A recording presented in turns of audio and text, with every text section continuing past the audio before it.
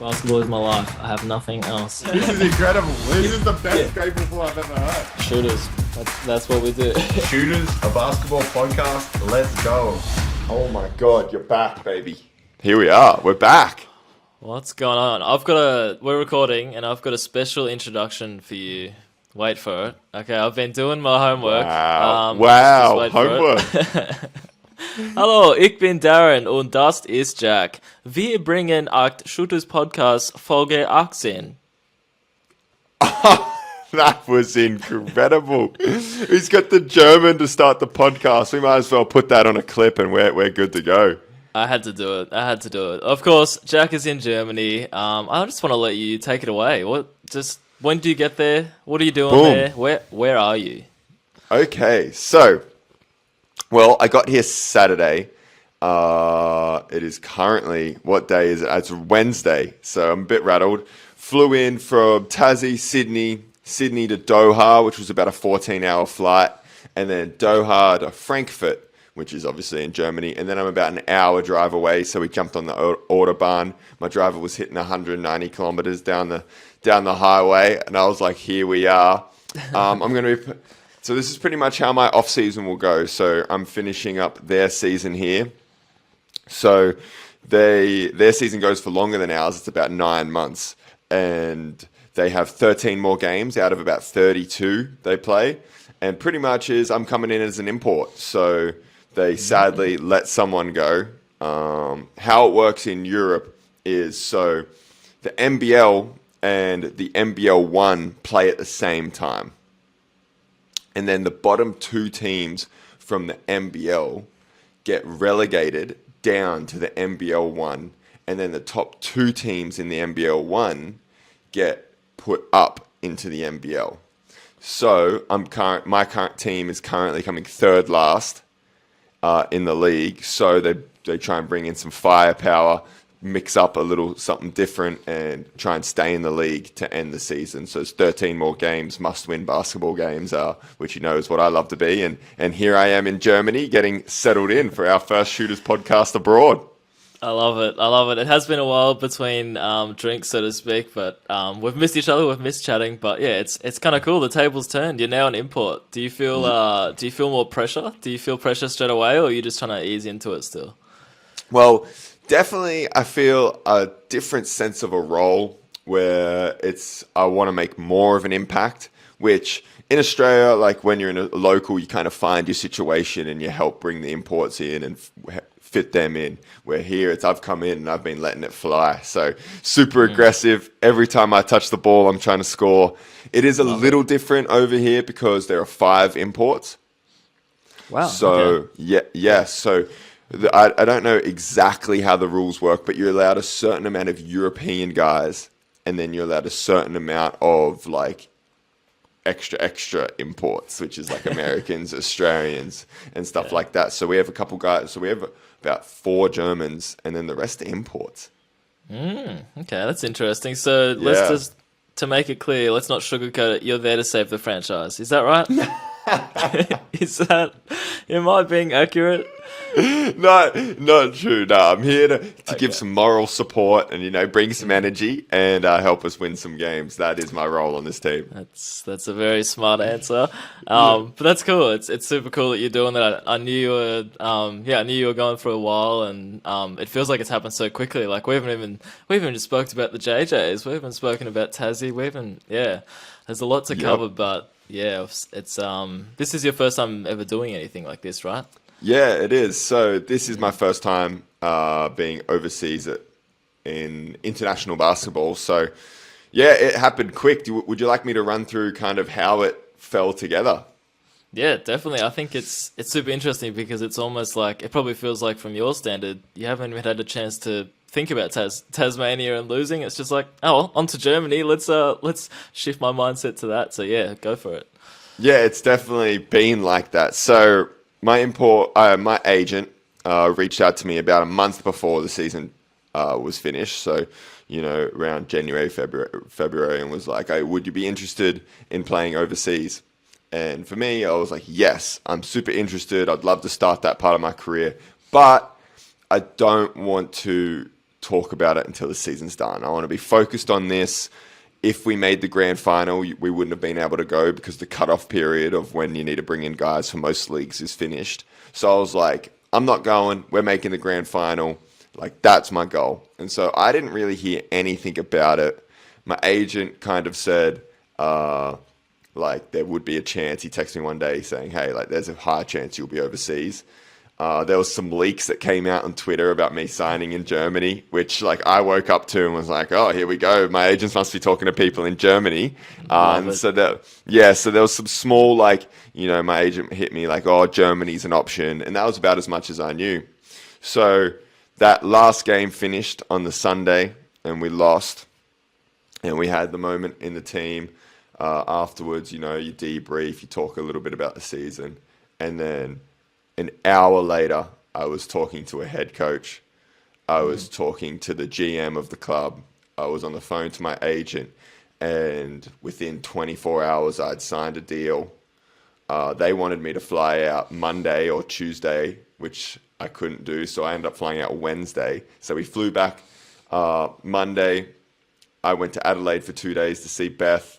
So she didn't leave me because I was leaving her for another 3 months. And so I was on a flight on Wednesday. Within 12 hours, I'd signed a contract coming to Germany, and that was pretty much how it went out.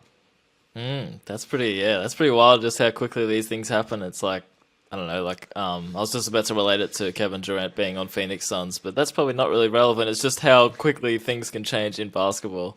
But I'm going to be honest, I'm not the most like cultured in this area. Like I haven't done a heap of travel, but what's the language barrier like? Like, is there much of a language barrier? Is it more than you thought, less than you thought? What's that element like? So the basketball wise right now, it's super easy. Everyone speaks English. The coach speaks English the entire time because you've got guys from all over Europe, Americans. So the whole basketball scheme, and everyone that works in the company speaks really good English. Then I would say, so in Germany, everyone has to learn English. So I think they start in grade 4 is what they were telling me. And then it's part of the high school curriculum.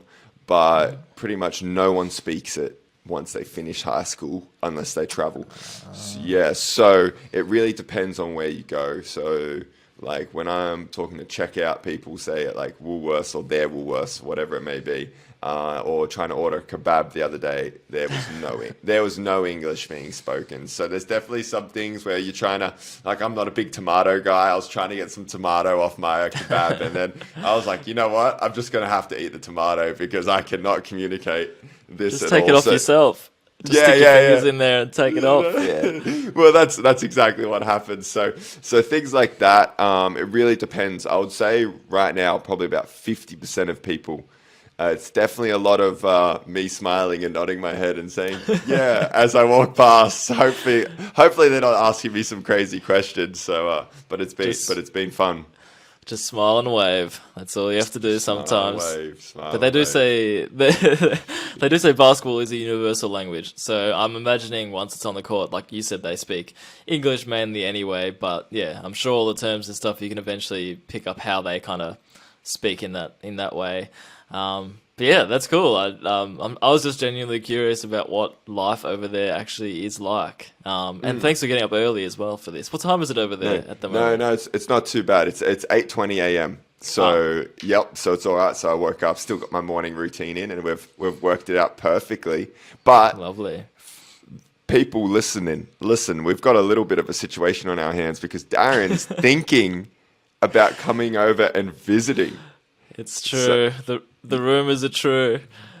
So run us pros and cons. We would obviously be doing a shooters podcast. Our first one in person would be in Germany. Run us through like why you want to come over. You got some family over here. What's your thoughts?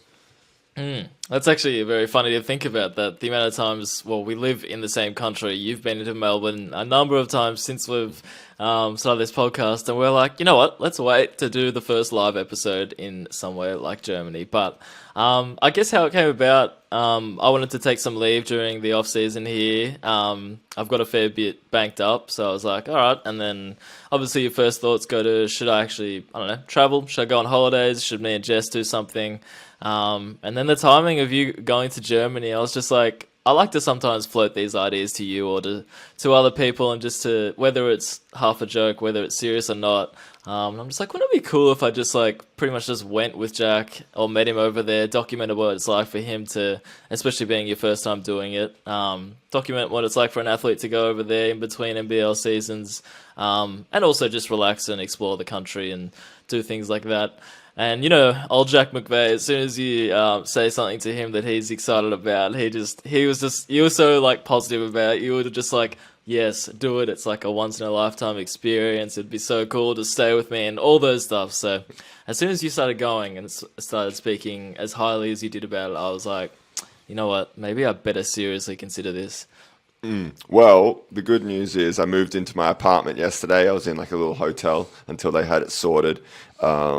And there's a spare room, so I've got some pillows. All we need to do now is I'll have to go on Facebook Marketplace and find a mattress, and we can set him up. And another good thing about Germany is so far there's been absolutely no elevators.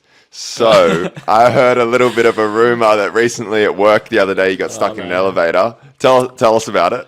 That was a smooth transition. Look, it sounds, from the outside, it sounds like a funny story, but let me tell you that it was actually quite stressful during the time. So, yeah, so I've been talking about this a bit at work, considering it happened at work, but it was I'm going to really make this into a story, but it was a relaxing Friday day, and I don't often go into work on Friday, but for whatever reason, I went into work on Friday this time. Lunchtime, a few of us... Actually, there wasn't a few. There was 13 of us decided to get lunch together. And we don't normally do that. But there's normally just a few of us. So 13 of us. And for whatever reason, you know, you just start getting in the lift together. And then you're just like, oh, will you fit? Will you fit? And us being like, nothing's ever happened to like that to us, for any of us, clearly. We're just like, yeah, she'll be right. And then as it hit, so we're on level 6. As it hits a level, like the ground floor, it kept going a bit, like, and this sort of awful noise has started, and we're like, okay, we're in a bit of strife here.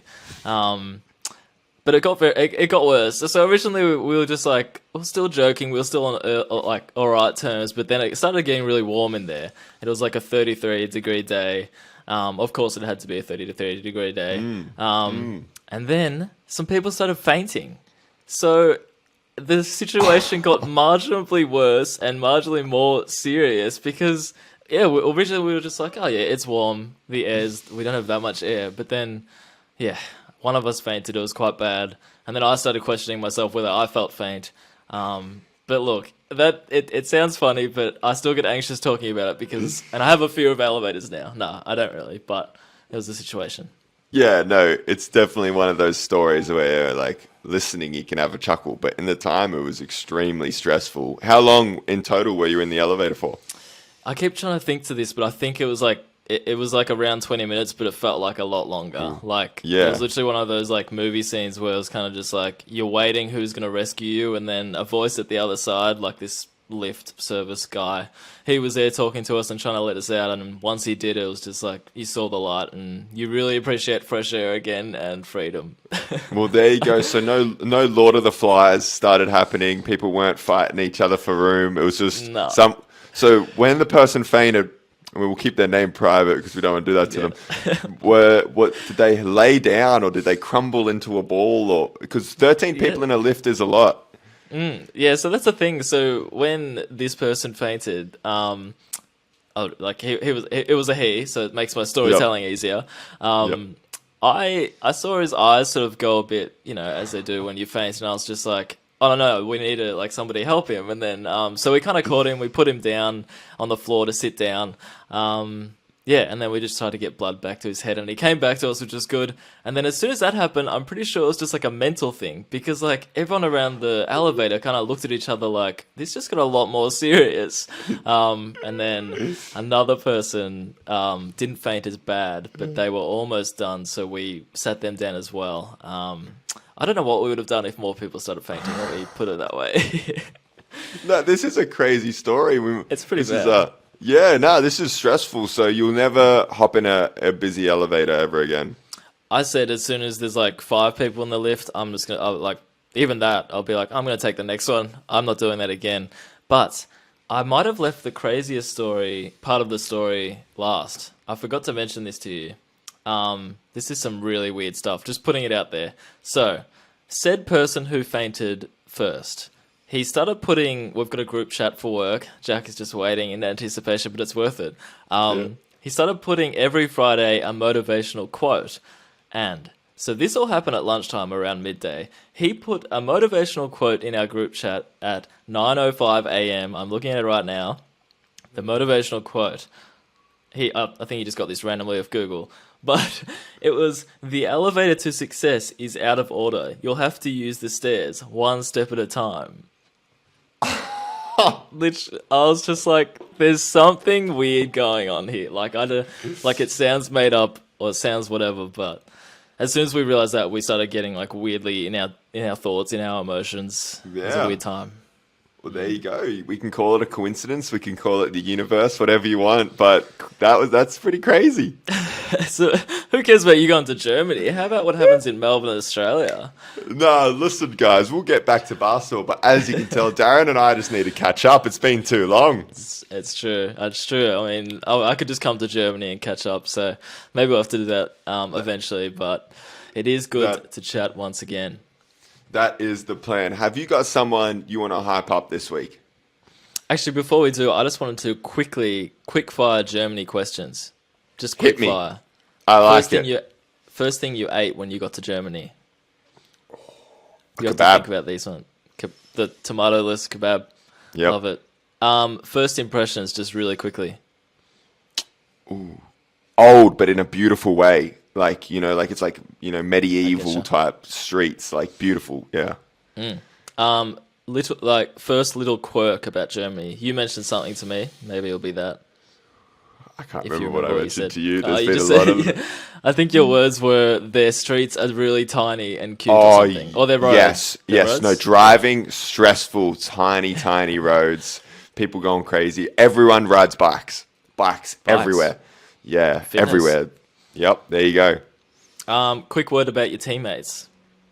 Ooh, funny teammates. Yeah, our point guard Eric is a very good basketball player, so it'll be fun playing with him. It'll be fun probably for you just to get to know these guys a bit more. Definitely. How often are the games, and have you played in your first game yet? No, first game is this Sunday, and then games are about once a week usually for this month, and then we have a month of 9 games, or about like 8-9 games to finish that last 5-6 weeks. So that's how it's looking. Love it. You have to report back about your first win. First game. It'll be a win. Yeah, it'll be a win. Speaking into Interesting fact, I'm actually versing Sam Wattenberg first game. Well, you can't escape him. There you go. The NBL is everywhere. Fellow Mogul Sports client as well, right? Yeah, yes. Yep. Yeah, I believe he is. Yep. Nah, he is. Hype someone up. I just want to hype someone up. Go on a bit of a rant. Anyone that's caught our attention, just give him some love. So my hype up leads us very nicely into what we can talk about next. But my hype up is literally just the grand final series, because I'm just genuinely excited for it to kick off, because it all kicks off tomorrow night. I don't know what the timings will be like over there, whether you'll be able to tune in, but we'll see if you can. Yeah, no, definitely. I'm excited too. The NBL's been doing a great job with the media, so shout out to they've got, because it was a tough task with the FIBA break, which if people don't know what's going on, why the NBL has such a big break, we'll break that down real quickly, is pretty much when you sign up to be a FIBA basketball organization, which is almost every single basketball league in the world besides, I think, China and the NBA, is you have to follow certain rules. And so for this to occur is you have to have certain breaks where games are not allowed to be played so people can play for their country. And so Germany was on a FIBA break, NBL's on a FIBA break, everywhere around the world was. And then so I've seen a lot of comments of people saying, oh, well, none of the guys in the grand final teams were on the Boomers. We should have just played it.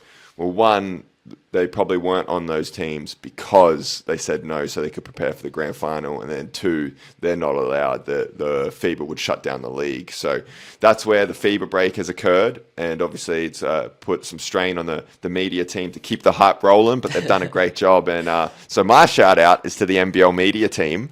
And I'm going to hype them up because it's a tough task to maintain the incredible energy that was flowing in. But they've done a great job, and I'm excited to watch this first game. Wow, thanks. That's a good shout out. I think the FIBA break kind of added to me being as excited as I am for the series to kick off, though, because it's kind of just like that anticipation. But I genuinely do think it's going to be a very good contest, just because both great teams. Who have I got? That's going to come from your mouth next. Okay, who have I got?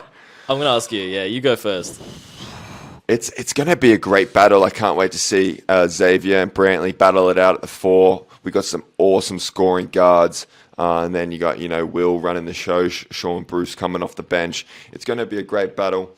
It's hard for me to go past the reigning champs, so I'm going to put my money on the Sydney Kings. You saw in our series how important home court advantage is. I know that place is going to be rocking. Let's see how many people we can get there. And so, Cooks is going to do his thing. And so I'm putting my money on Sydney Kings. What about yourself?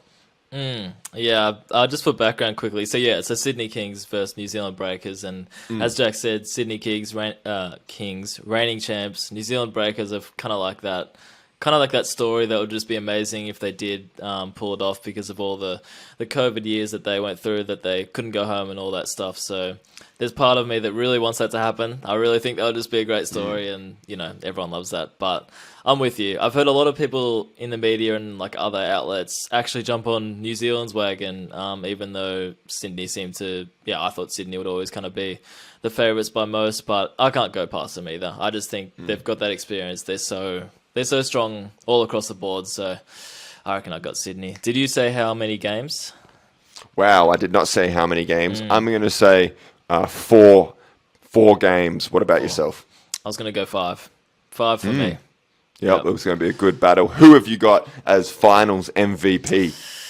I reckon it's going to be, like, those seasons, it reminds me, I know you're not a big footy fan, but Dusty Martin in the Richmond Footy Club, he had that year where they won grand final. He was like Brownlow medalist, he was like Norm Smith medalist, which is the best on the grand final game. So I think Xavier Cooks is going to do a similar thing. I think it would be really cool for him. It'd probably be the perfect sort of lead into any NBA opportunities or anything like that. It's always nice when a player just has like a dominant season like that, even though I would really love for New Zealand to take it away. I'm torn, as you can see. Yeah, of course. Well, this podcast, guys, is one of the most wholesome and coherent podcasts I've ever seen, because we just have the exact same ideas for everything. So there's no arguing, there's no fighting, because I also have Xavier Cooks being the finals MVP. I'm going to hit you with a question, though, because we have to bounce back some. Why do you think Derek Walton could have a chance of being this finals MVP? Because I've seen a couple players and a couple media putting his name out there. What's your thoughts on him maybe being super aggressive, getting downhill, and him? And then I would ask, who on New Zealand Breakers would be finals MVP if they were to win the whole championship? Very good questions, Jack. Very good job there. I think Derek Walton could be a sneaky chance, because like all the attention is going on Xavier Cooks, and probably a lot pick him to win grand final MVP if they do win. But I reckon that makes Derek Walton a sneaky chance, because like if all the attention is on Cooks, and I think Jarrell Brantley can really not shut him down, but can really do a great job on Cooks for the majority of the part. And I reckon Walton, he kind of like goes about his business without getting a heap of credit sometimes. Like sometimes you look up and he's still got his like 15 and 9 assists kind of thing. I reckon that's a thing. And if New Zealand win, it's hard, because I always think Barry Brown doing him, like being who he is, like could be amazing for them. And if he can be consistent like that, they could do it. But for some reason, I'd love if Jarrell Brantley got the nod, because I feel like in small ways he's probably gone unappreciated in some ways, just like on awards night and stuff. Like he didn't get his name read out once, and he kind of deserves. I think he had a great season for what he brings and everything, and he's fun to watch as well. So that's mine. What about you for New Zealand? If New Zealand are to do it, who's their finals MVP? Well, I think we have some notes written up, and Darren always does a great job. So I'll continue with that next question in the same answer. But I think for New Zealand to win it, it rests on Barry Brown. So he was what got them through the semi-finals. I mean, Game 3, he was incredible. All credit to him. We couldn't get stops when we needed to get stops. Got to the free throw line when he needed to get to the free throw line. His hand will be healthier after a good week's break. So I'm expecting him to come out and be super, super aggressive. We're talking no passes, getting to the front of the rim, shooting his shot. Like, we're talking 15 to 20 shot attempts is what I think he's looking to get up. And for me, if they fall, they have a chance to win this whole thing. And so I'm really excited to see him come out there, and who knows, he could put on a Brass Cotton-esque performance and go into this grand final and average 25, 26, 27 points per game.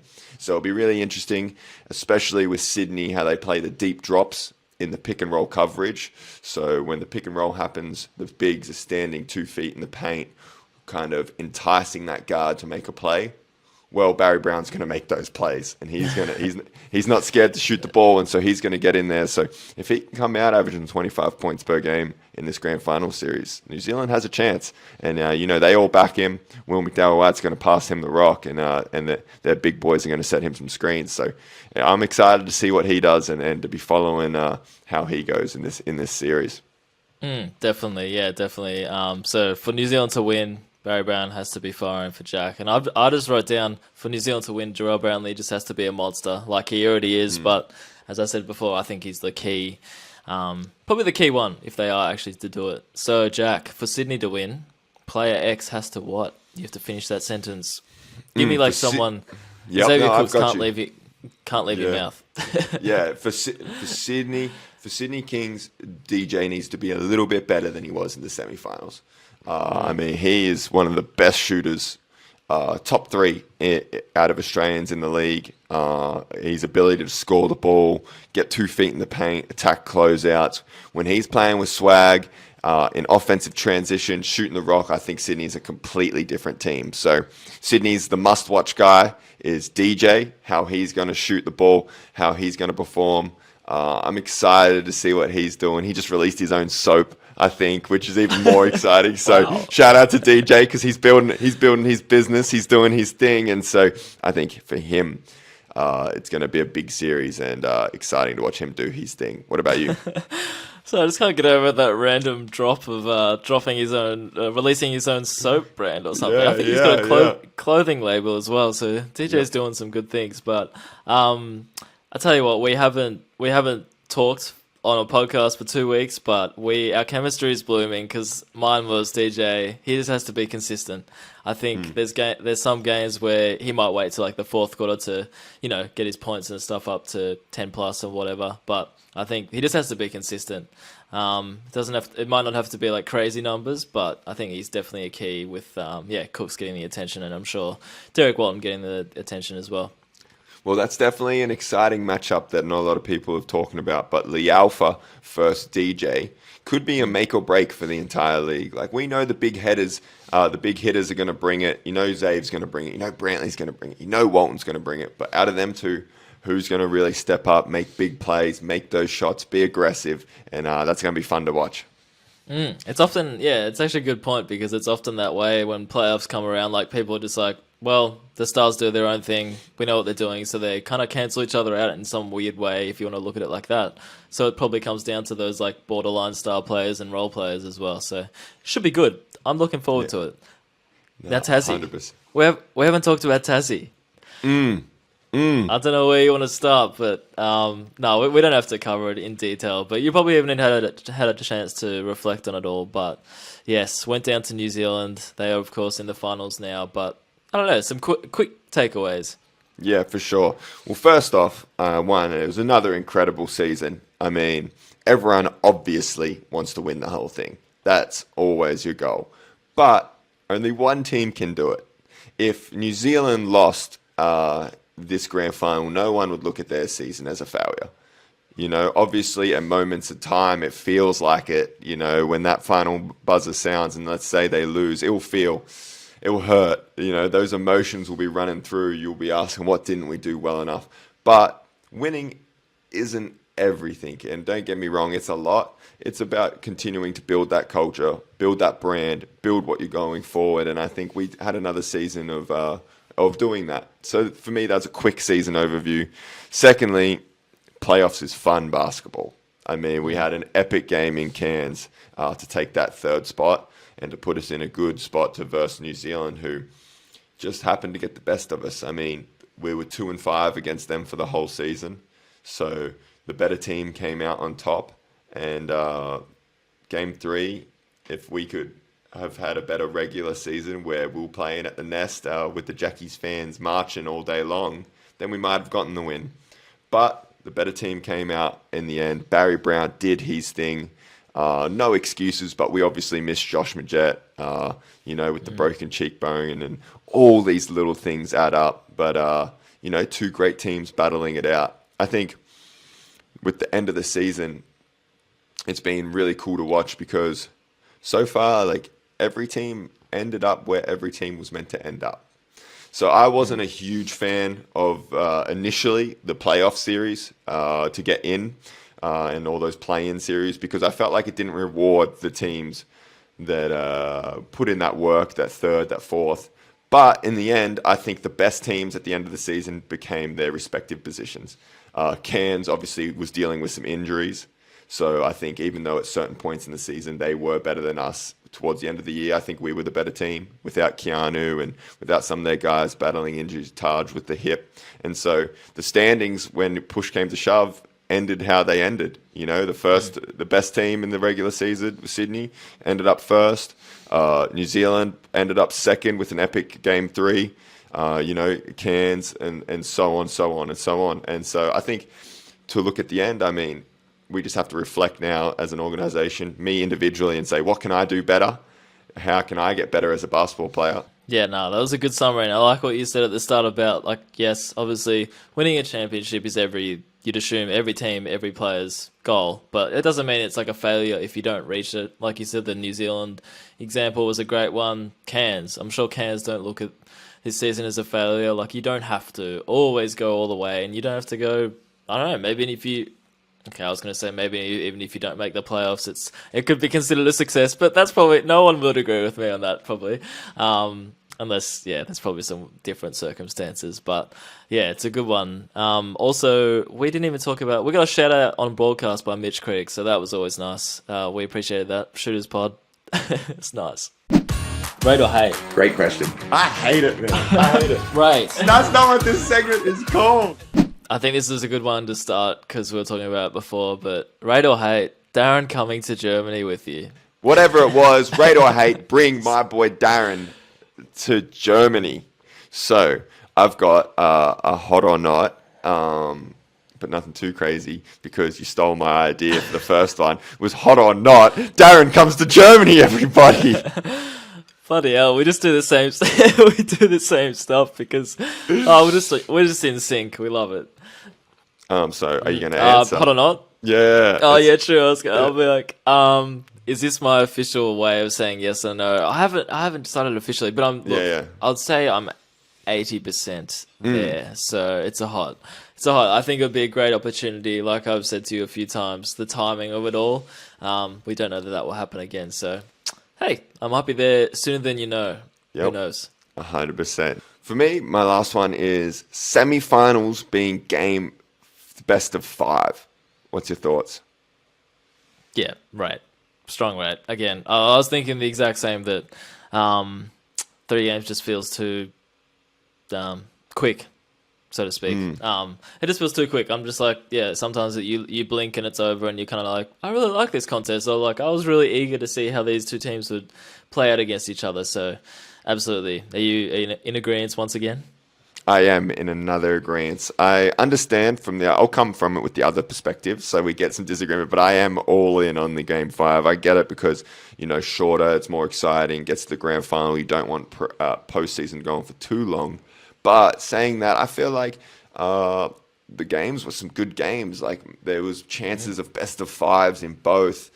Battles and stories that take time to develop, guys going at it. I mean, Brantley and me were going at it all series, and I would have loved for that to continue. You've got tactics developing and as the game flows, I think best of 5 would be awesome. I don't think I would want a best of 7 in the grand final. I think that's a bit too long.